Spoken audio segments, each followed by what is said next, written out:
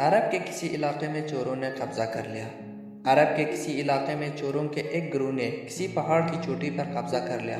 ان چوروں سے اس پہاڑ کا قبضہ چرانے کے لیے اس وقت کے بادشاہ کا لشکر عاجز رہا۔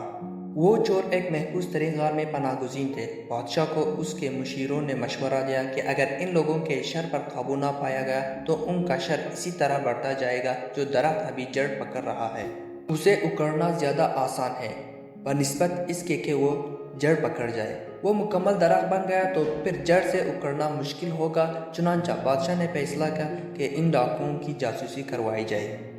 جس وقت وہ ڈاکو لوٹ مار کرنے کے لیے چلے تو ان کی قیامگاہ خالی ہو گئی۔ بادشاہ نے تجربہ کار اور لڑائی کے ماہر سپاہیوں کو اس غار کی ایک گھاٹی میں تعینات کر دیا۔ رات گئی۔ جب وہ ڈاکو لوٹ مار کے بعد واپس لوٹے تو تھکے مارے ان چوروں نے اپنے ہتھیار اتارے اور لوٹا ہوا مال رکھا اور سو گئے۔ رات کا ایک حصہ گزر جانے کے بعد سپاہیوں نے چوروں کو سوتے ہوئے حال میں قابو کر لیا۔ ان کے ہاتھ پاؤں باندھ دیے۔ صبح کے وقت بادشاہ کے دربار میں پیش کیا۔ عوام الناس جانتے تھے کہ ابھی ان سب کی گردنیں اڑا دی جائیں گی۔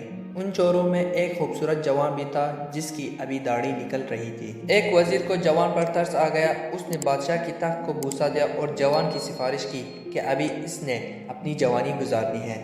میں آپ کے عمدہ اخلاق سے امید کرتا ہوں کہ اس جوان کی حق میں میری سفارش کو قبول کیا جائے گا اور اسے معاف کر دیا جائے۔ یہ آپ کا میرے اوپر احسان ہوگا۔ بادشاہ نے جب وزیر کی بات سنی تو جلال میں آ گیا۔ جس کی حقیقت بری ہو وہ نیکیوں کے سائے میں بھی صحیح نہیں رہ سکتا، اور نااہل کی تربیت کرنا ایسا ہے جیسے ایک گنبد پر اخروٹ رکھنا۔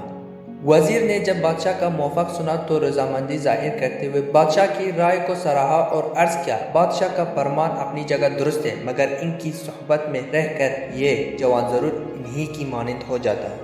الغرض بادشاہ کو وزیر کی بات اچھی لگی اور اس جوان کی تربیت نہایت ناز و نعم سے ہوئی۔ اسے پڑھایا لکھایا گیا، بادشاہ کے حضور بیٹے کا سلیقہ سکھایا۔ پھر اس جوان کی ہر کوئی تعریف کرنے لگا، لیکن بھیڑیے کا بچہ بھیڑیا ہی ہوتا ہے۔ وہ جوان ان 2 سال کی تربیت اور محنت کے باوجود علاقے کے بدماش نوجوانوں کے ساتھ اٹھنے بیٹھنے لگا، اور ایک دن اس نے دوستوں سے مل کر وزیر کے 2 بیٹوں کو قتل کر دیا اور قتل کرنے کے بعد اس کا مال لے کر بھاگ گیا۔ اس جوان نے اپنے ساتھیوں کی رہنمائی کر کے اس پہاڑی کی جانب روانہ ہو گیا۔ جب بادشاہ کو معلوم ہوا تو وہ افسوس سے کہنے لگا، اس میں کوئی شک نہیں، باغ میں پھول اگتے ہیں اور بنجر زمین میں کبھی پھول نہیں اگتے۔